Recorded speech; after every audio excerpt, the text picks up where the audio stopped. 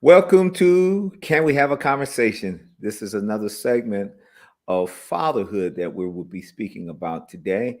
I know you've listened to the previous shows, and this show is going to be a little different. I've met this gentleman, and I'm going to read his bio, and we have a mutual friend that connected us, and we had a real good connection. And uh, you'll see some of the conversations and some of the things we talk about, and you'll see how we connected. His name is Paul Banos, Banus, yep. coach for executive dads aiming at life work balance, as well as new dads, divorced dads. He's a co-active and positive intelligence trained coach. He's a CEO and publisher of Pregnancy Magazine and GreatDad.com. Welcome to the show, Paul. Thanks, Stuart. Good to be here. So we've had some conversations, and for our viewers, I just want you to just kind of let the viewers know, how did you get into this work about fatherhood? Well, I grew up, unfortunately, without a father present. I saw him maybe once a year, and it was a big um, absence in my life. So it's something that I've lived with all my years is not having had a father present. That's not uncommon, sadly. It was less common then than it is now. So that maybe that's what started it off. I didn't necessarily know growing up I wanted to have kids myself, but once I got married, I think maybe I wanted to have them actually by that point more than my wife did. And having kids just fundamentally changed my life. I know, like a lot of people, a lot of men probably. I lived a lot inside my head and agonized about a lot of things that really I found weren't that important once you have children and have somebody other than yourself to watch out for. And I had a regular, corporate job, working somewhere between 50 and 60 hours a week. I was traveling internationally, and my wife was working internationally as well. And having already had one child, we had a second child, and we were really at that point in our careers where we were either going to have to outsource our parenting to somebody who was going to be a live-in, 16 hours a day or something, or one of us was going to have to change and change the role. And I was at a slightly older than my wife. I decided I would be the one who would stay home with the kids. So I quit my corporate job and stayed at home with my two kids full time until they were in school, and then was able to do some other projects. How old are your children now? They are 19 and 23. Okay, Yeah, okay. just coming back from college. One is coming back from college tonight.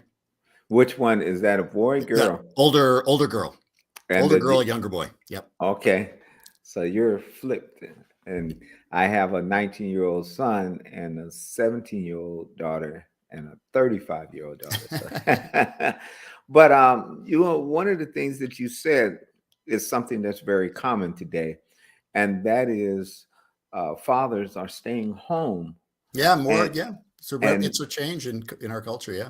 it's a major change, and it's a change that some men are not able. I mean, they can do it, but somehow the masculinity part kicks in, where because if you're raised and knowing that, hey, the dad is the breadwinner, the dad Right. is the one that keeps the bill. But I'm trying to teach these men today that it really doesn't matter, the breadwinner now, because there's a lot of independent women and women that are working in corporate America, Yeah. and they make more money than the guy, Yeah, it's which, changed. That's yeah. changed too. And so how was that, doing that, making that transaction or that transition from from working in corporate America, then staying at home and being a dad that's at home. How was that for you? Yeah, I'd love to say that it was, we were so modern and liberated and enlightened that it was just all fine, but it creates its own, its own situations.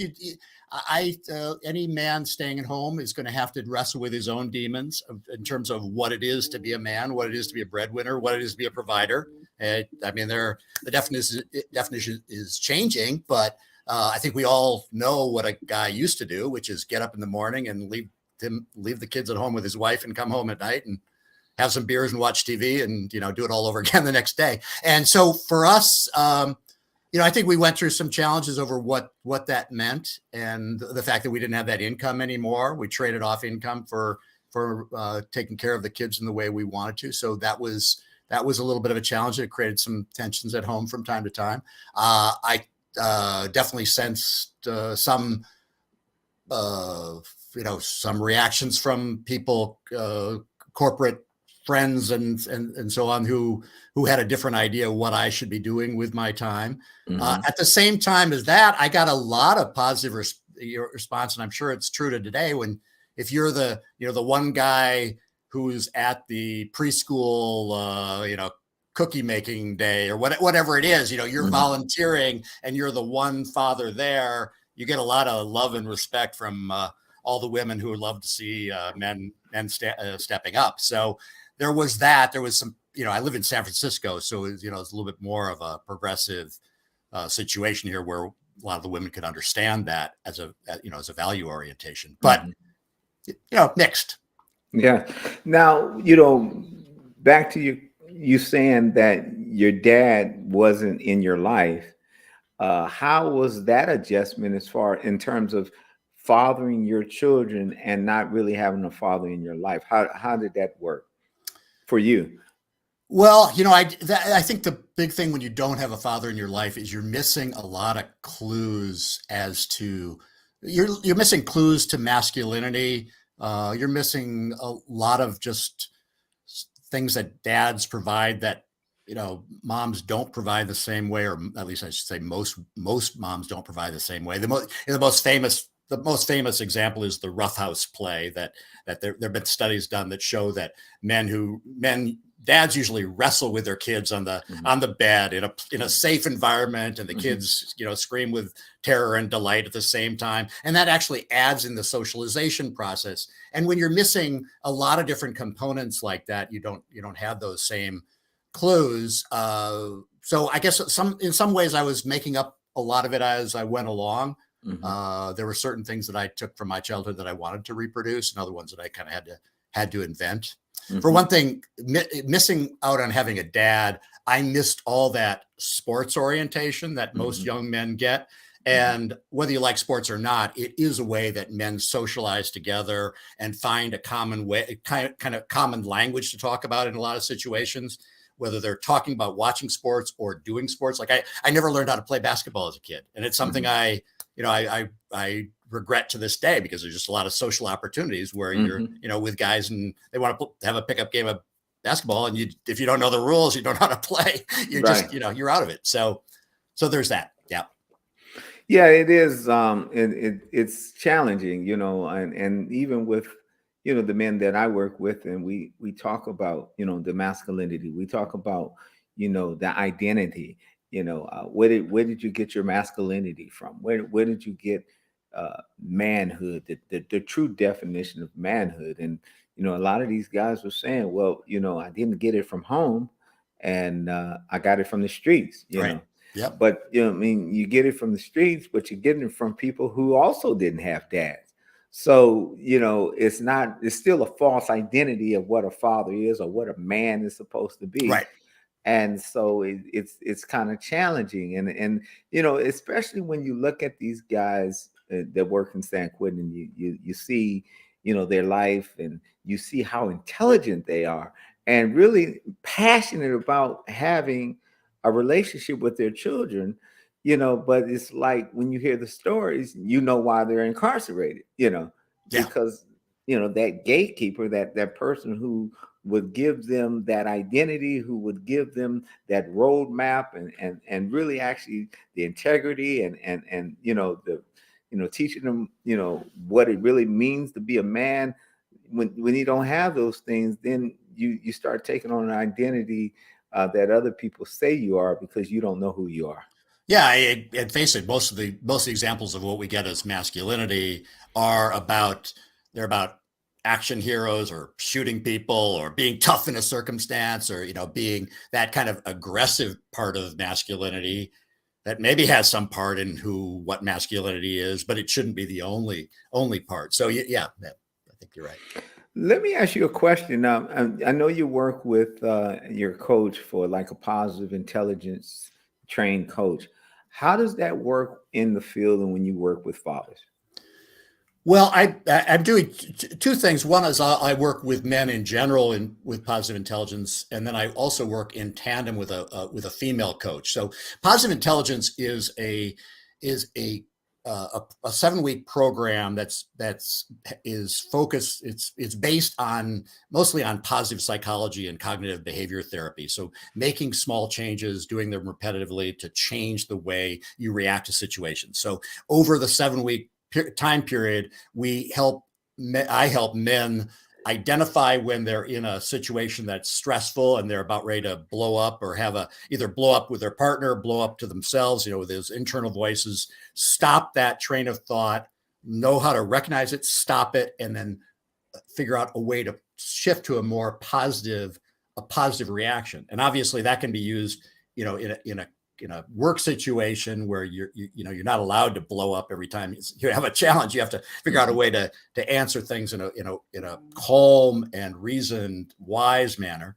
But it also at home, if your kids are always pushing your hot buttons and you are, seething and ready to scream at them every day, that is not good. It's not good for your relationship with your kids, not good for your relationship with your partner. So I'll work with men alone on that. But again, I work with a female coach who works with moms, and she'll take moms through this program at the same time as the guys. And so they're kind of tracking along with the same way of learning this methodology and learning a common vocabulary so they can communicate better as parents together, as well as not giving in to those kind of reaction oriented impulses. I think just hearing what you're saying, and as a father with kids, and probably not having a whole lot of patience, or maybe not having a whole lot of tolerance, and just doesn't know how to manage that energy, or even, like you said, that cognitive behavior. And so it's really actually giving them tools on how to be able to take that, energy and utilize it in different ways, and also know how to deal with the anger, the frustration, or even deal with, let's say, socialization. When you talk about, going to work and dealing with, different people on the job. I mean, you can be really smart, but if you're not able to work with people on the job, then you might not be able to continue to work on that job, because you got to be a team player. Right. So I would think that comes in play as well. Yeah, it definitely ties in with emotional intelligence. Emotional intelligence isn't the key part of this, but yeah, that's another skill that's integrated into that, is knowing how to talk to people. Now, let me ask you, your wife, did your wife grow up with a mother and father? Yeah. Yeah. So how was that? Because now we're talking about two different cultures. Yeah. One growing up without a father, one growing up with a father. So this is what she's used to, which is her norm.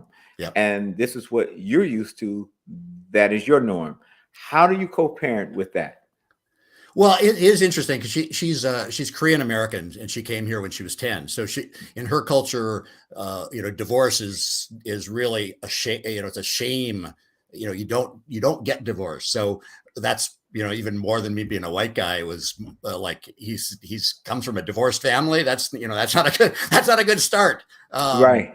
But I think we both came at it from the perspective, from her cultural perspective of, divorce is not something you want to do, and my perspective was divorce is not something I want to repeat and have a repeat performance of that. So divorce is not something that we throw around idly as a solution to our any one of the challenges that come up. So I think that's actually been helpful, because after having as a child a divorce, I don't want that to occur.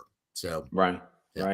And I'm as I've done my research on fatherhood, that's what I wrote my dissertation on. I got a chance to really actually study the different type of races and cultures.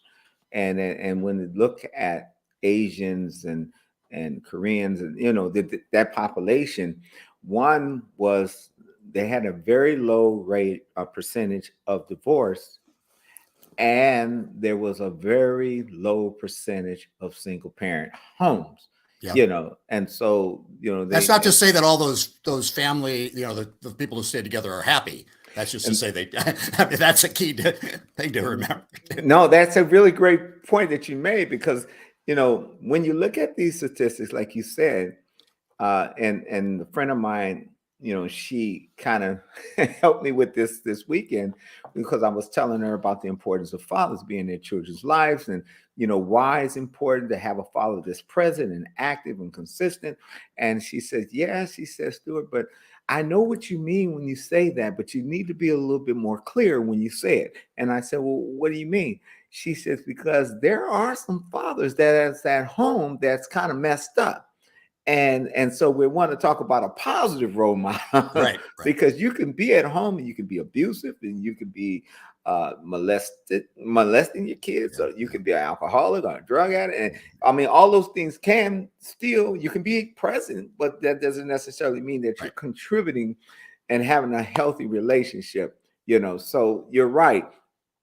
They may not, there's some cultures that are forced to have to get married. Their parents is the ones that tell them who they marry, and the divorce rate is very low, but they seem to manage to make it work. So I mean, it is what it is. Well, yeah, we both know, we've been both married long enough to know that it's not. You could imagine a forced marriage, an arranged marriage, still working out, because after that original bloom is off the rose, a lot of it is. It's the day-to-day respect and communication and all those, adult skills, rather than just the fact that you happen to, get in front of a minister or a justice of the peace and say, I do. Exactly. So let me ask you, what were some of the learning things that you learned that you had to navigate or be innovative when you had to make the transition to being a father, a stay-home father? I mean, what were some of the struggles for you? Because the reason I'm asking you this is because there are some people that's listening to this conversation, and they think that they're the only fathers that's struggling with what they're struggling with. So what were some of the struggles that you had in and we know that there's no manual to fatherhood, so we all missed the mark. And I mean, I missed it, and I've had 3 kids, and all the kids are different. So, you can't use, it's not one size fit all, is what I'm saying. Yeah. Yeah. Strangely enough, I think a lot of moms probably would think that, oh, it's going to be like, how do you change a diaper? How do you get a bottle together? How do you swaddle? How do you choose what they're going to wear? But a lot of that is you do it once. It's not that complicated, and not to take anything away from the roles moms have, but I think they undervalue their role if they think it's about that versus what you do every day, which is it's the patience and it's listening, it's the teaching moments, it's the being there. So I guess I always said what the challenges were in terms of being a dad who's no longer on the corporate ladder and doing all the things that were expected. It's interesting right now. I'm putting together a 12-week course on a 12-week group coaching course about fatherhood, and asking people what they feel like they missed out. What kind of advice would they have wanted to have during that period? Because, like, as you say, we all have regrets. I mean, there are a lot of things that I would wish I had done slightly differently, or moments I didn't capture in the right way, or times that I wasn't as present as I should have been. And maybe that's part of it, is living with the fact that time is flying during this time period. It's the old saw about the days are long and the years are short is so true. And you don't feel that until your kids are, getting ready to leave the nest, and you're really counting the days, the weeks and the days before they take off. But it is kind of, I think that's probably the biggest challenge, is knowing that that every day is an opportunity, and they're going to be missed every day is a new adventure, but and they're going to be missed opportunities within that. And how do you live with the fact that you only have one life? Hmm. And maybe I'm one of those naive people who kind of didn't realize that until about 40, that this is not a dress rehearsal. You got Right. this is the show. So trying to be as present as you can, as all these coaching psychology words they do have value in this, because they do set the tone. Being present, being intentional, uh, being there every day, and doing it like you are, like it is it's opening night, and you get your shot at it. Yeah. And it's funny that you say that because, when you think about, this life and, they're cute when they're young and really babies, and you never know what's going to shape up in those adolescent age and those Yeah. teenage years. And so, it's like this little kid, this innocent baby, and now he's into, uh, you know, elementary school, then junior high, and then you start seeing some changes. And what I've noticed is, I'm trying to adapt to the change, and I'm, sometimes get frustrated because I can't really reach them the way I want to. And there's a generation now where you're trying to communicate with them, but they don't want to communicate with you. I think that's always been the case. It's just that's the way they're wired to do that. Move away. But that is such a difficult time. I mean, even my kids did not do anything that really got them into lots of trouble. I didn't have a lot of sass back or anything like that. But there definitely was a moment where they spent less time with us, and it's hard to deal with, because intellectually that they just need you to be there. Hmm. Even if they don't see you all evening long, the fact that you're there waiting for them is such an important role that we have as parents, that they just know that that the stroke of midnight, that you're still sitting there by the that by the door waiting for them to come home. And if they come home late, you're there's somebody out there who's really worried about them, who's thinking Hmm. about them and concerned about them. Yeah, yeah. You made me think about. I remember, I was married before, and I had a divorce, and my kids were very young, and my son was in elementary school. And I remember I used to go to his school and have lunch with him, Yeah. and so I want to sit down and eat with him, and so I bring him lunch, and he'll take a couple bites, and then boom, he's gone. He's out there on the soccer field Yeah. playing soccer, Right. and so I would move a little bit, move from where I was. And he would be playing and look and, just doing this thing. And then he would turn around and look because he didn't see me where Right. he remembered I was. And so he stopped and he would, scope out the area until he saw me. And then he went right back to playing again. Yeah. And it is what you just said.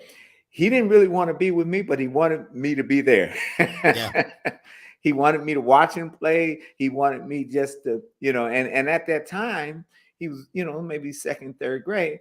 So he needed his dad. And even though he didn't see his dad every day, I would pop up at the school from time to time to just, be there for him and watch him play baseball or soccer or something. So you're right. These kids are, they're yearning for that desire and that attention that they need. And then when you get to that age where now, and I've had conversations with my teenage son with what you just said. I said, you need to understand that there's a lot that's happening in the world, and your dad is waiting up for you because he wants to make sure you come home. And you don't understand what happens when you come home late because I'm worried. Yeah. And maybe I'm a little bit more passionate about it at the time, but I do need them to know that there's a concern, and if you're gonna be late, you didn't pick up the phone and call. Yeah. Yeah. My daughter actually explained that to my son, because he was getting angry, like I was like some sort of control freak. And she was like, I don't think that's what it is. I think it's, you don't come home on time.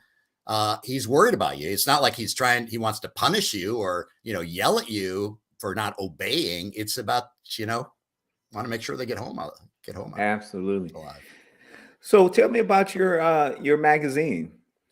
Well, I started this website called greatdad.com at a time when there really were no resources at all for men. And the tagline is because dads don't always think like moms, because we do have differences in the way we view parenting. And there, I've mentioned the roughhousing play, but that's just one of many ways of, dads do different things. So I felt that there really needed to be a voice for men. At the time, there were just literally a handful of websites that were about dads, either stay-at-home dads or dads who thought this was an important issue.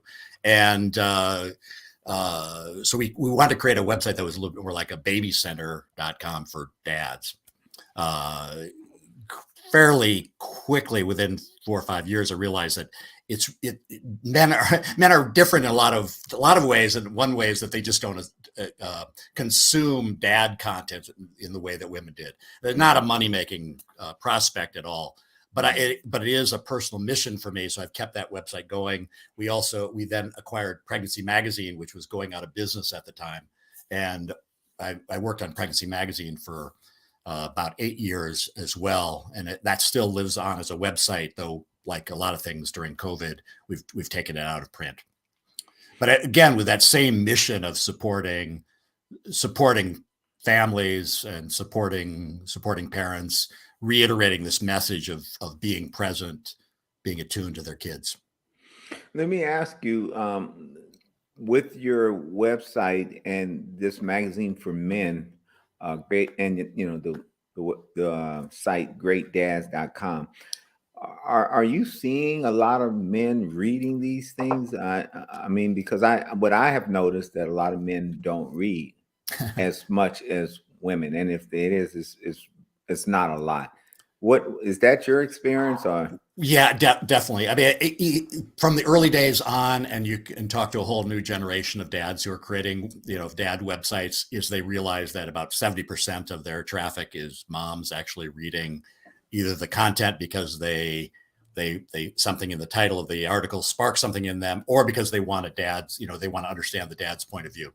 So yeah, that is an issue. Is that it's an issue for me in finding coaching clients as well, is finding men who are interested in this, the importance of this, doing this right, quote unquote, and willing to spend the time to kind of learn from other people on how to do it, versus moms who are just preternaturally interested in motherhood.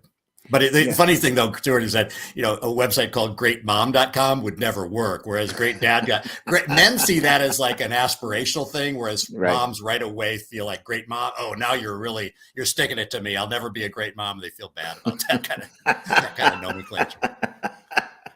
That's funny, but that's true. And even with our man-to-man program, a part of our curriculum is that they have to read a book.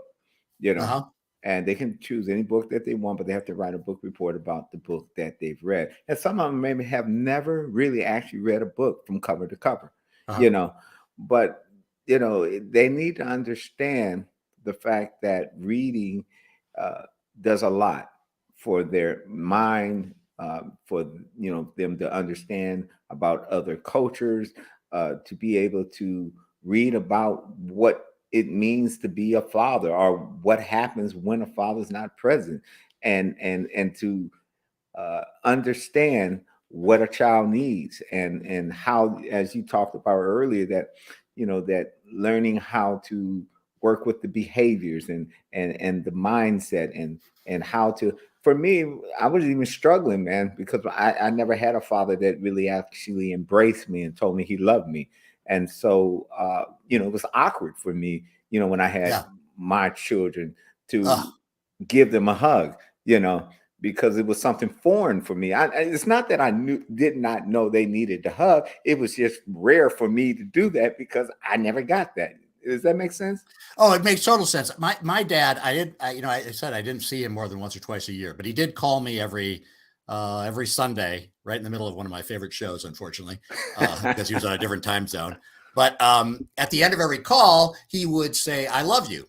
And you know, when I was little, that was, it was something we did until he passed away. But his wife, his wife, my stepmom, who I didn't really know, used to call him on the carpet all the time. So, why are you saying "I love you" to Paul? I mean, it's just weird or goofy or creepy or something. And she from her perspective, that was not something that two men, even a father and son, say to each other. Really? So, Wow. I get you there. So, but it is something that, that we yearn for as children, you Oh, know, yeah. and not even just children, but even as Oh, adults. yeah. I know, I mean, literally, Paul, I know people 65, 70 years old. And when we have a conversation about this, they tear up, you Yeah. know, Yeah. just like, I still am missing that void. I wished I had, a dad that would tell me that, they love me, or what did I do that was so wrong that he didn't want Oh, to be a part of my life, that hurts. That hurts. yeah, and when you think about it, when you look at this man, he looks like he has it all together. I mean, he looks, he's dressed very nice, and he drives a nice car, and his conversation seems together. But when you get on this subject, it's just like he just falls all to pieces, because it's just something that he still is looking for, at 65 or 70 years old. Well, it's a problem with men. Hopefully it's getting better over time. But, even the kind of conversation that you and I are having, Stuart, I mean, most men don't engage in this kind of conversation together for any period of time. How's your kids, or I feel bad that your wife is sick, or something like that. But to have an hour-long conversation about some of the themes that we're talking about is still relatively rare among men, Hmm. and Yeah. and so needed. I mean, Oh my God, Paul, if you could be a fly on the wall in San Quentin when we have these conversations, the first time we have had this conversation about what we're talking about, I actually had to the set it up in the sense that I had to tell the housekeeping rules, which is, this is a safe place. I don't care what a person says. We're not laughing at them. We're not judging them. We're not saying anything, And if you are saying anything negative, or are judging them in any sense or any way, I'm going to have to remove you from this class. yeah. That sets the tone for those kind of conversations. And I'm telling you, Paul, you want to talk about transparent and vulnerable. And I mean, it's like, wow. I mean, these guys are telling you way more than you was expecting to hear, but it's good because they've been holding that in because they've never had a place, Right. never Yeah. had a platform. They have these type of conversations that, because society says you're not supposed to show this kind of weakness, or being vulnerable, or being transparent, or expressing how you feel. I mean, that's not what men do. Men suck it up and they don't talk about things like that. But that's Right. all, and that's what you have to tell these guys. Everything you've learned, you have to throw that out the window, man. We're gonna unlearn that because it's not really healthy and it's not true. Yeah, it's not true, and it doesn't lead to deeper relationships. I think that's the biggest fallacy: is you think your friend, who you talk about cars or sports or electronics or whatever, they're your friend, but that's not real. That's not real love or friendship or mutual respect or a lot of other things. Mhm. It's a surface level thing, and until you really dig down a little deeper about what your fears and anxieties and vulnerabilities are, you can't have a real human relationship. Why do you think that they don't want to have these type of conversations, though? I mean, because like you said, it's just the surface. They're just gonna let you see so much, but when you start digging deep, it's like they want to run away, or shut down. Why do you think that's true? Well, I think socially men are, it's a harder thing for men, but I think in showing a weakness, whether you're whether you're on a basketball court or you're in a corporate setting or whatever, men are more aware that if they show weakness, somebody might exploit that weakness. That's And true. I think that is a fear for a lot of people. And yeah, there are reasons if you work in a company, there are reasons to be aware of the guy, sitting in the cubicle next to you and what he or she might use against you in a certain situation. But with your friends and the people you care about, your family, your spouse, your kids, your parents, different thing. What would you, if you had an opportunity to talk to a father right now uh, about what we're talking about, and in terms of, parenting their children, or even having conversations with their children, what, or even, what you've learned, throughout the years of parenting, what could you share with them that you think would be helpful in a conversation like this? Well, I think one of the biggest things, and you and I talked a little bit about this before, is every parent is subject to whatever their situation is. I mean, like we said, a lot of people who are working 16 hours a day, they don't have the time to show up the same way that somebody who's working from home or full-time parent has. So you've got to do it on your own terms, what's available to you. But when you took on this role as a father, you took on a big responsibility, and showing up is a big thing. So I think any way that you can create habits that mean that you connect with your kids and your family at as many intervals as you can. For some people, that means having breakfast with them every day. The family dinner is obviously the big one that people always talk about. We try to do a family dinner. We probably didn't miss more than 10 in our entire time with the kids growing up. But anytime that you can carve out time with your kids that they can count on, and where you're really with them, that is really key to that relationship. Is really being there, not just working on your computer while they're sitting in the room playing on their iPad. That's not the same thing as being with them. A good piece of advice I got from a guy a long time ago. He was hard of hearing. He was a guy who did some woodworking with us, and we didn't have kids yet, or our daughter was maybe 2 or something. And I was amazed at how he had teenage kids, and they seemed to hang on his every word, and they were so close to him. And I was like, what is your secret? I mean, most people have teens. They're not even in the room with you anymore. They're going on doing their own thing. And you seem to be so close with your kids. And he said, well, one thing is that I spent a lot of time driving around and delivering woodworking things that I've done. And we spent a lot of time in the car together. And because I'm hard of hearing, I can't turn on the radio because otherwise I can't hear them. So all that time we're in the car, I never have the radio on. And that means we have to talk to each other. And I took that rule, and maybe it's a small thing, but we never listen to the radio in the car. I don't listen to talk radio. I don't listen to music. I just focus on them. I mean, that might be your only time you're with them in the day, is a 10-minute drive to school, or whatever it is. Take advantage of that, because that's important.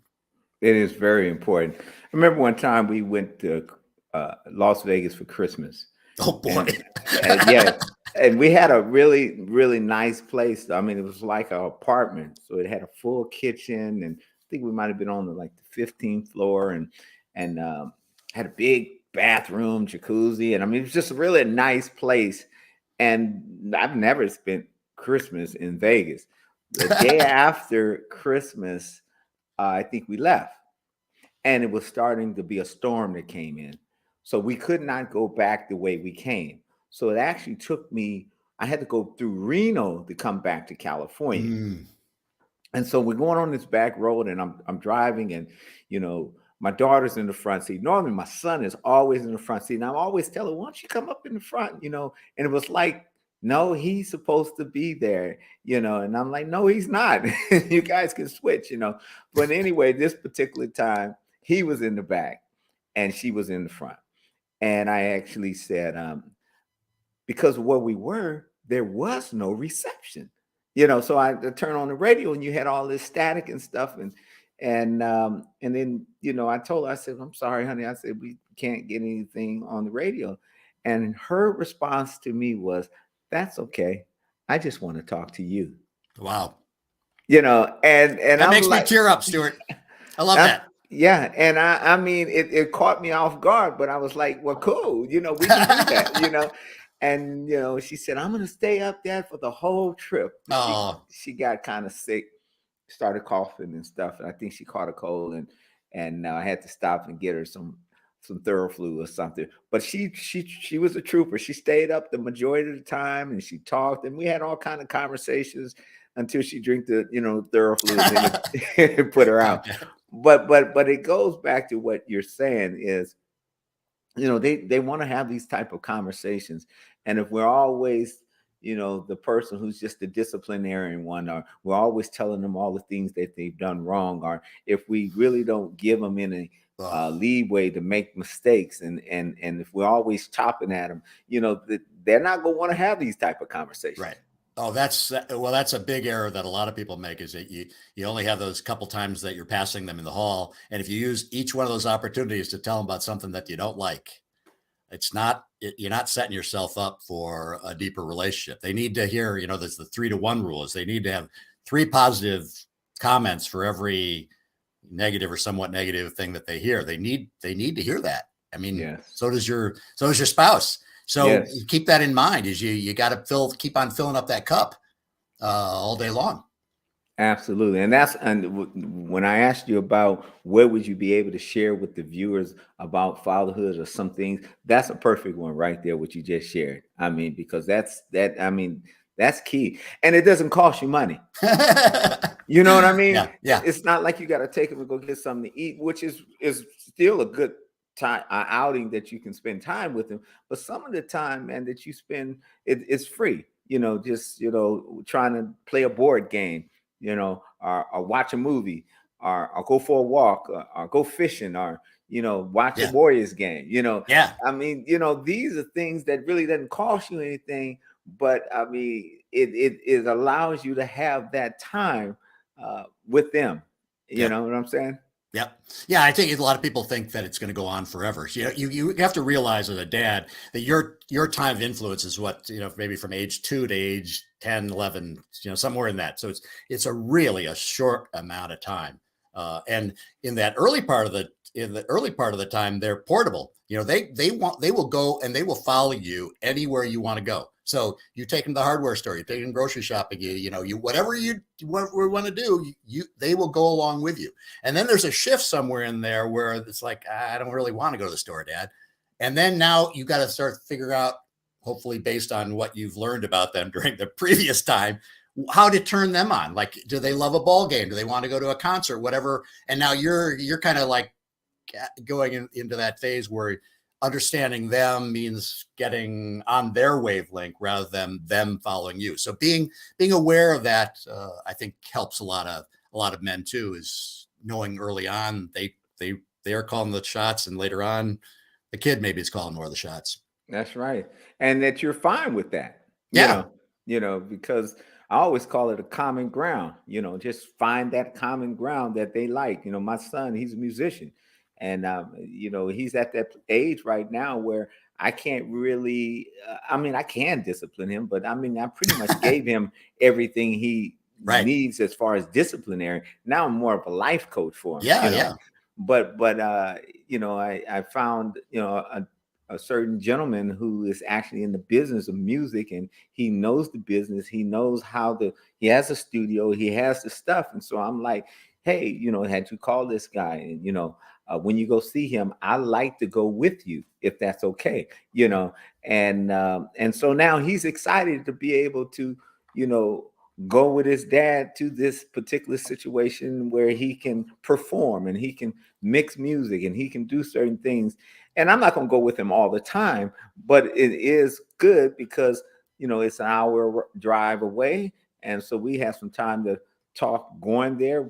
I can see him do what he wants to do, and I can support him, but then we can ride back and talk about what he learned and how he enjoyed it. I mean, these are common grounds that if we find what they like, and then we cater to what they like. Yeah.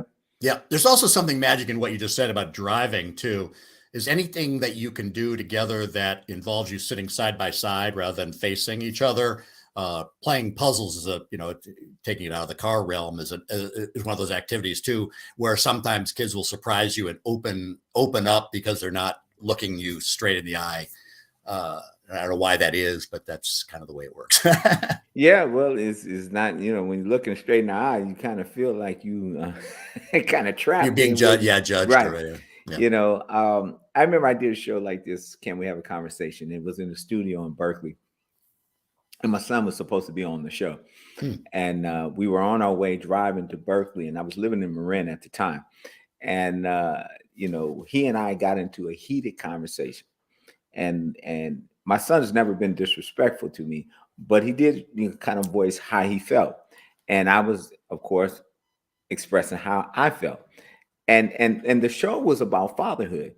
And uh, from a son's perspective, and there was other young men that was on the show, I wanted to hear their perspective, how they perceive their fathers.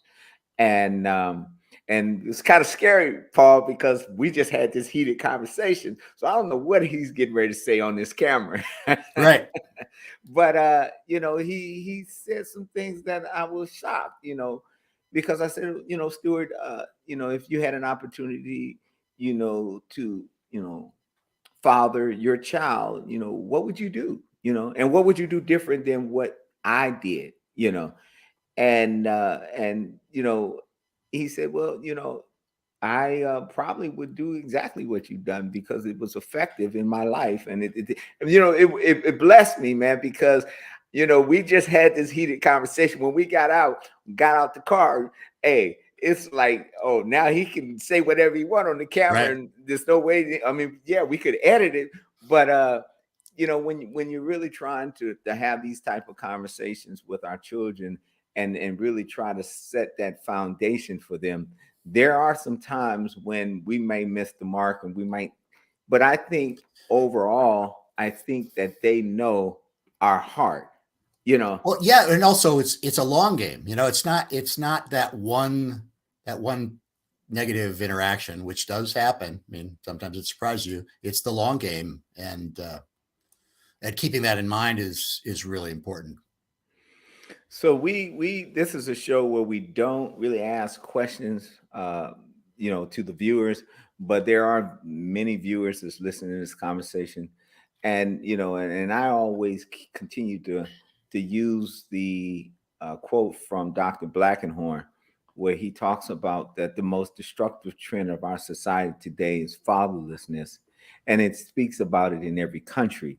And so, because we have many countries listening to this conversation, this is a time that, we're not going to judge the fathers, but we do want to kind of help them. And then, depending on the countries and the cultures, the parenting is different, as and so, it's not a one size fit all. Sometimes we hit, sometimes we miss, and sometimes we have to go back and tell our kids, hey, I missed it. There's a lot of value in that. An apology from a dad who knows he missed it counts for a lot, Yeah. And and I've missed it a lot, Paul. I'm sure we both have. So don't be hard on yourself. I've said it many times. Hey, Dad's gonna do better. I'm sorry, I blew it. I'm learning too. I'm human. Yep. So I make mistakes. And you've got the right to say I'm doing the best I can when you are doing the best you can. That's right. So that's right. All you can do is the best you can. Yeah. And that's what I want, the fathers to hear today, that's listening to this conversation. Hey, all you can do is your very best. But the things that Paul is saying and I'm saying is you need to be actively involved in your children's life. Yep. You need to be present. Yep. You need to be consistent. Yep. And you can hit and miss all you want, but if you're active, present, and consistent, the kids will know. Yeah, there's got to be an acronym in there. You're the king of the acronyms. I'm sure you can turn that into something. Well, look, I want to give you an opportunity to one, share with the viewers, how they can reach you, they may be even interested in the positive intelligence, as you train them as a coach. Because one thing that's good about that is that you can do it online. And so Yep. people all over the world can log in and take your course. So if you don't mind sharing that, I want to do that before we got like 10 minutes left. But Yep. you see how fast that went? Yep. Yeah. So Well, share. always talking to you goes fast. You and I are very much on the same wavelength when it comes to the importance of supporting dads. Yeah, Absolutely. so you can find me at easier than my name, which is hard for people to remember or to spell. But greatdad.com/coaching. You can see my coaching offerings, or greatdad.com/PQ will get you to the part about positive intelligence. And I do one-on-one coaching. I will do 1 hour sessions for just $25 for men who need to untangle a situation, like you're going through a hard problem at work or at home, and you just need to get all that out on the table and kind of sort through all the stuff and try to figure out what to do next. And then the positive intelligence program, I do ongoing 7 weeks with a cohort of 5 men at a time. And that's available online. And then it's in terms of your magazine, is it still, or it's not going, it's not, you're not Pregnancy doing that? Magazine is now it's just an online website. During COVID, the main method of distribution of the magazine was into OBGYN offices. And then, if you go to a doctor's office, they don't have any magazines at all now because of fear of COVID. So I don't think that's ever coming back. Right. All the pregnancy magazines are no longer in business. That's amazing, because that you're right. And as I think about it, when I used to go to the doctor's office, that's what they had. All these magazines on the coffee table. Yeah, right. Exactly. And Yeah. so, it is a pleasure to have this conversation. We've been trying to get together for some time, and I think this is very beneficial. Not just for us to have these kind of conversations, but for people to hear that parenting and fatherhood is a job. It's not an easy job, and that sometimes we feel like it can be intimidating or overwhelming. One of the things that I've learned, in my research is, we talk about postpartum depression for women, but that's they have postpartum depression for men. Yeah. Yeah. Men get to a place where they find out that they're getting ready to be a father, and then they start wondering, am I going to be a good father? Maybe I might suck as a father. Maybe I don't have the tools, or maybe I'm going to mess it all up. And so what happens is the fear comes in, Yep. and then they begin to run from their obligations. Some people do. Yeah. Yeah. And it's not because of anything. It's not that they don't love their children. It's not that, that they don't want to be engaged. They just don't know what to do, Yeah.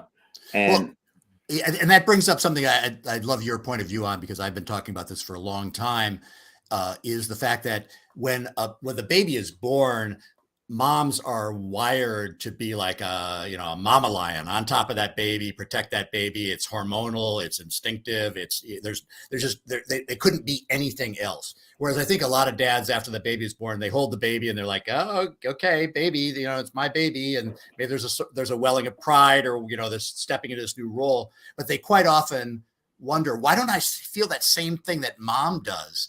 I don't feel that same attachment or that bond. And I think a lot of men get really confused, like, what's wrong with me? Is there something deficient in me that I'm not, attached to that baby? And from what I've experienced in my own life, and then talking to many, many dads, is that it really is it takes about 2 years for that bond to be established. And it's around that 2-year mark where you suddenly look at your baby, and it's maybe because the baby reacts more to you, or the baby more, but that it's at that point that real strong bond is created in a way that maybe more resembles what the mom feels immediately.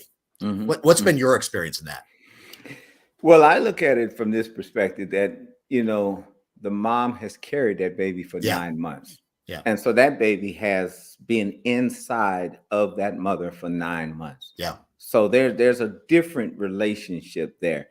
But what I have noticed in my own personal life is that I've talked to my kids when they were in the Yeah. stomach, Yeah. and so they knew my voice, You know, people think it's odd or crazy, but I mean, there was times that I would talk to my kids when Sure. they were in the stomach and they would be moving and they would be kicking.